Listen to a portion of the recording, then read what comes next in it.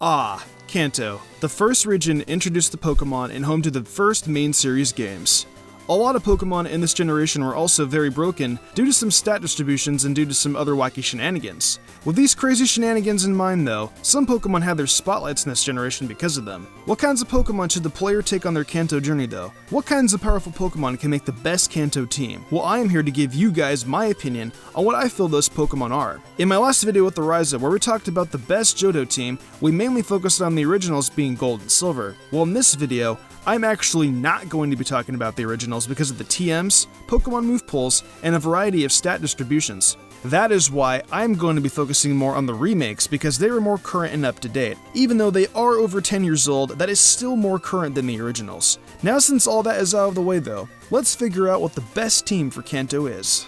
So as a lot of you guys may know, Ryza does a series on his channel where he talks about the best starter Pokemon for each region. For his Kanto starter, him and Exilian wound up getting Bulbasaur as the best possible choice, and I have no objections with this, so Bulbasaur is going to be our starter Pokemon. If you guys want to find out why Bulbasaur is the best, click this annotation here. Now since we have our starter Pokemon, we need to find 5 more Pokemon to build around it. We know that the Bulbasaur line does fairly well against the Kanto gym leaders, but there are types it does struggle against. So I feel the first Pokemon we should focus on is a ground type. And I think I have the perfect one in mind, Nidoking. The player literally has access to Nidoking right after Brock. Nidoran can be caught in one of the earliest routes in Kanto right next to Viridian City, and evolves in the Nidorina right after the battle with Brock. Either that, or it should evolve sometime within Mount Moon. The fact that the player can get a final stage evolution Pokemon that early in the game is pretty ridiculous. Not to mention Nidoking gets a great move pool to deal with a lot of the gyms in the Elite Four. It also gets access to Dig right after Misty's gym. Dig is an 80 power attack, and even towards the late game before the player has access to Earthquake, it still is pretty powerful. Sure, there are other Moonstone evolutions, but they don't do nearly as well as Nidoking. Although Nidoking is a ground type though, it still has a weakness to psychic types, having its primary typing as poison, and we also have the Bulbasaur line having its secondary typing of poison. So right now, we have 2 Pokemon weak to psychic, and because there are no dark Pokemon in the remakes throughout the Kanto portion of the games, a psychic Pokemon would probably be the best. I think a great psychic and water Pokemon would be Starmie. Getting Starmie can require a little bit of patience, but in the long run it can be a great asset to the team. The easiest way to obtain Starmie is to first catch its pre-evolution Staryu. Staryu has a lot of different locations it can be found at, but I feel the easiest location is Pallet Town, because the player automatically has access to this location. Staryu can be caught by fishing in the water with the Super Rod, and can be a little hard to find, but after a little bit of patience, Staryu can easily be caught. Once Staryu is caught, the player can literally head over to Celadon City, where they can buy a Water Stone to immediately evolve it into Starmie. Sure, Starmie's starting attacks may not be the greatest, but the Surf HM is literally right around the corner in Fuchsia City, along with the Psychic TM and Saffron. These 2 moves are very powerful, and can be given to Starmie almost instantly. With Psychic, Starmie can do pretty well against Koga's gym with the Poison Pokemon, but since Koga's gym mainly consists of Psychic Pokemon, Starmie can resist him and can help against the Psychic attacks brought out towards Nidoking. Nidoking can be used in the gym, but because Koga has a wheezing along with a few of the trainers having coughing, I think it would be best to let Starmie handle this gym. Starmie also resists Sabrina and can be a pretty good adversary with Surf for her team. It destroys Blaine and does a pretty good number to Giovanni. The best part though, is that it does amazingly well against Elite Four. With Starmie's great move coverage, it can do well against Lorelei with Thunderbolt, obliterate Bruno, destroy lands, and can be up to par with most of Blue's team. Earlier I mentioned moving around constantly on the Kanto map. Well, why make the player's experience more tedious when they can get a flying Pokemon to maneuver around the map quicker? Although this Pokemon cannot actually fly, it can still get the HM for it. I think you guys know which 3-headed bird I'm talking about. That Pokemon is Dodrio. You're probably wondering, why not Farfetch, Pidgeot, or Fearow? Well, the reasons are pretty simple. Dodrio all around has better stats and it gets access to the move Tri-Attack.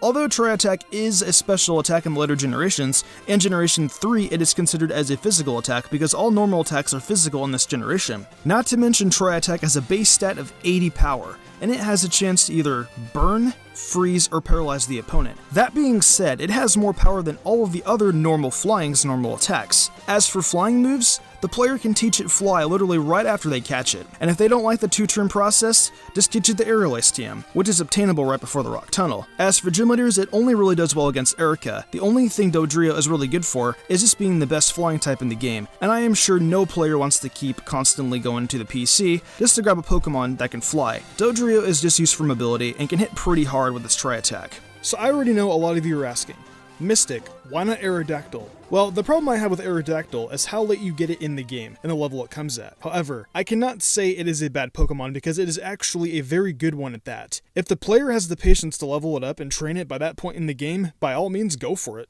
For our next Pokemon, let's head down to Celadon City because we're about to do some breaking and entering. We have to go behind this building, up the stairs a few floors, and take a Pokeball on the table. Congrats, you just got a free Eevee. We aren't just going to keep it as an Eevee though.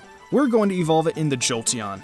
Jolteon is a great Electric-type Pokemon that has amazing special attack and speed. Jolteon may not shine a lot in the gym battles, but it is still very viable in many battles around Kanto, especially because a lot of the trainers are bird keepers. After evolving Eevee, the player can immediately teach it Shockwave, as it is the TM they get from Lieutenant Surge. This 60 base power attack can last a while until the player has enough money or luck at the game corner to buy Thunderbolt. The opponent that Jolteon does best with is Lorelei, having mostly water Pokemon on her team, and it also does well with Lance's non-dragon flying types if the player does not feel like using Starmie. Jolteon just overall is a very powerful and fascinating Pokemon that can take out threats before they become threatening. So we have only one Pokemon left. Rather than go with the more obvious fire type, I decided to go with a normal type, an amazing normal Pokemon that has access to a lot of moves and can be a great defensive Pokemon that can also hit very hard. It's the Pokemon we know that sleeps and blocks the road, the fat, adorable Snorlax. Despite our team having coverage for all of the other gym leaders and a good portion of the Elite Four members, Snorlax is still a great Pokemon to have with its amazing move pool and very powerful normal type attacks. Snorlax's move pool has the most variety of all the Pokemon on our team so far. That is why it does so well against all of the other gym leaders and Elite Four members, besides Bruno, because of his fighting types. Other than that though, it is an excellent last slot Pokemon that hits hard and blocks everything hard. Well, that pretty much wraps up the best team for Kanto. All of these Pokemon I feel are the best candidates for the making of a perfect team. What do you guys think though?